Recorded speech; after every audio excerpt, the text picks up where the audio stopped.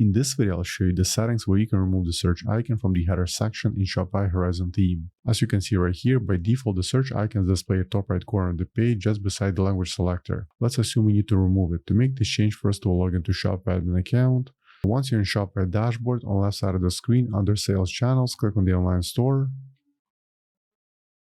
Now look for your current theme, in my case Horizon version 3.5.0, and then select Edit Theme.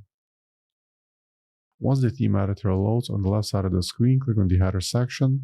Under the header settings, scroll a bit down till you find the search section, and here's the option to deactivate the search icon. As you can see, in my case, it's currently enabled. Let's deactivate it, then save the changes. Now allow a few minutes for the changes to update, then go back to your website and try refreshing the home page. And as you can see, the search icon is now hidden from the desktop version of the site. Now let's take a look at mobile version. Let me right click and then select Inspect. Let's switch to responsive design mode. Let's select Galaxy S25.